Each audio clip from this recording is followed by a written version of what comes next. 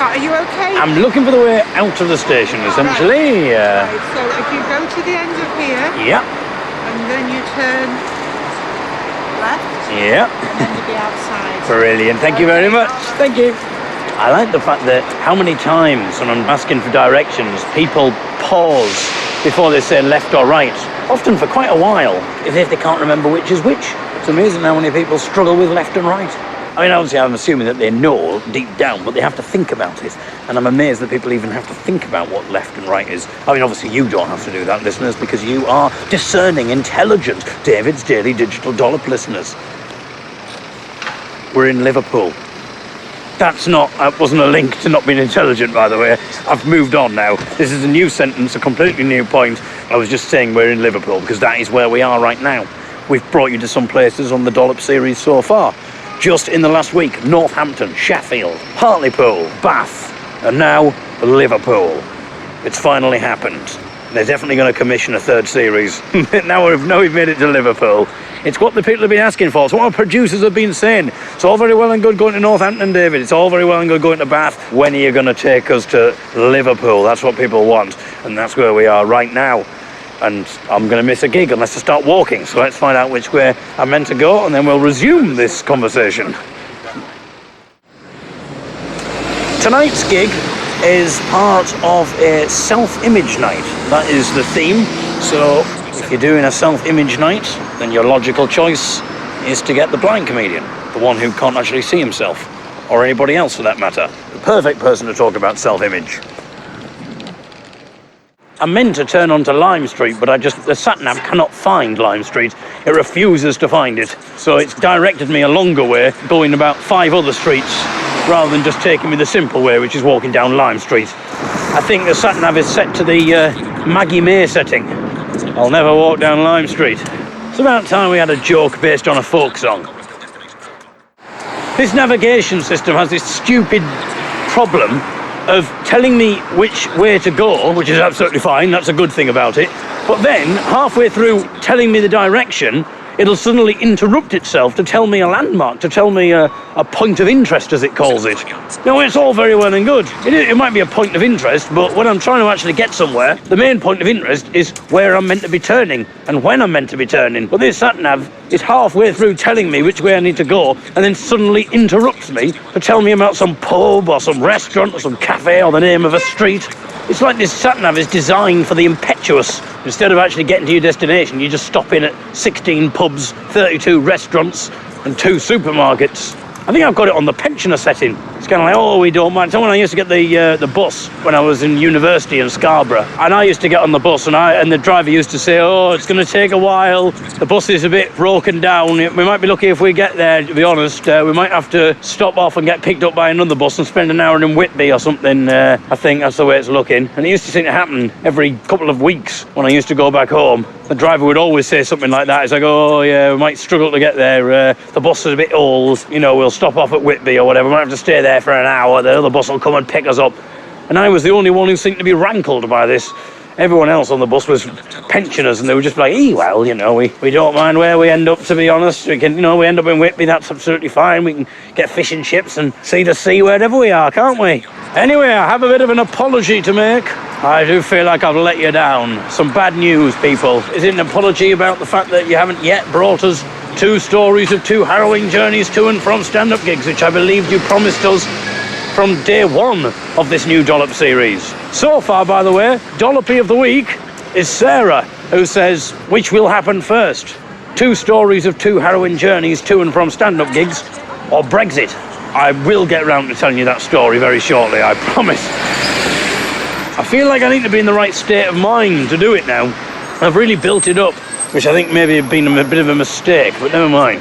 But I must tell you, my bad news relates to the fact that I told you if you wanted to be in line for a grope, if you were a man and you wanted a grope, then of course I did tell you, and I know you'll all know this, our male listeners, I told you that I would be in the Bath YMCA youth hostel. If you haven't been listening to the last few days worth of Dollops, then you have no idea what I'm talking about, but whose fault is that?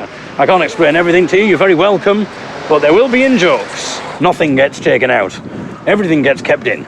But after what happened to me in Bath last week when I was doing the Bath comedy competition, and I got back to the youth hostel and I didn't know which bed was mine. And the only way of finding out which bed wasn't occupied was to have a quick grope in the bed to see whether there was someone in it. And 2 legs and a nose later, I eventually located my bed. So I said, look, I've won the competition, I've won that heat, I'm through to the semi-final, which means they're putting me up in the youth hostel. I will be returning to the YMCA in Bath. So book yourself in on Friday night, and I'll be there. And if you're lucky, if you've got into the male dormitory that I'm in, then you might be in line for a bit of a grope from me, David Eagle. And I know that a lot of men had booked dormitory rooms, but I got an email today from the Bath Comedy Festival competition, and they announced that they were putting us up in a youth hostel, but it was not the Bath YHA, it was the Bath YMCA. My goodness. So I'm really sorry, and I know that people will be very disappointed. Some people, some of our richer listeners, will just say, well, I've already booked the youth hostel room, but it's absolutely fine. I'll book the YMCA out now. I'll get on the internet. I'll quickly book that up before the tickets get... I've called it tickets before the rooms. I mean, it's kind of like tickets. People view it as a ticketed event, being groped by me. An exclusive event. So many of you be thinking, I'm just going to take the financial hit. It's going to be worth it. I'm booking myself into the YMCA because if I get groped by David Eagle in the middle of the night, it certainly will be fun to stay at the YMCA. But actually, I should know, and I've just suddenly thought, I think there's another problem that I've only just realised as well. Sorry, you've just paused this and you've just booked the YMCA, because I've just realised that all the comedians who are taking part are also being put up in the YMCA, which means, unfortunately, that I think we'll all be getting the same dorm. So actually, I don't think there's going to be any way that there's going to be any inadvertent groping, I'm afraid. So I feel really guilty now. I mean, people will have bought 2 lots of tickets, 2 lots of bookings for 2 separate youth hostels. They bought the train to Bath. They thought they'd make a night out of it, and they're not going to get groped at the end of it.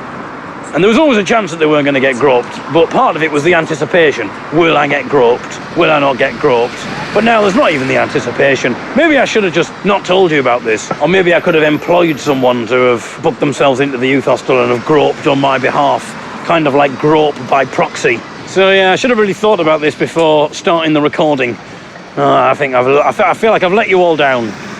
Now, the only way I can make amends, I think, is to tell you 2 stories of 2 harrowing journeys to and from stand-up gigs. So that's what we'll do tomorrow, shall we? But I haven't got time to do that now because I am about 10 minutes away from this gig. But tomorrow, I will be taking part in the semi-final of Bath Comedy Festival's New Comedian of the Year. So I really could do with winning the Bath Comedy Competition. As I say, previous winners, Joe Lycett, Rob Beckett. I'm through at the semi-final. There's a long way to go. One of the reasons why I want to win it is because then I might be able to do gigs where at least I might get paid to traipse around the country getting lost. I might even be able to afford someone to drive me to gigs. My goodness. Maybe you could drive me to gigs, one of the listeners. Maybe for a cheeky grope in return. Ah, now you're listening. Oh, my goodness. It's quite tuneful. I mean, it's quite hazardous, but at least it's quite tuneful. I'll give it that. Oh, someone's shouting something, but I don't know. So to the left. There's barriers to the left. People are shouting directions at me now, but I don't know. Back to the hazardous tune. Ow! My goodness! And I've just now. Are you right? Yeah. Right? I've just now. You good? Yeah. Okay. Thank you. Right. My goodness, that was quite harrowing, I might even say. There. I just fell down a rather steep ravine in the road. Quite a steep drop, and I was not expecting it. Landed on my foot, but twisted my ankle. And it was rather painful, so I'm now hobbling a little bit.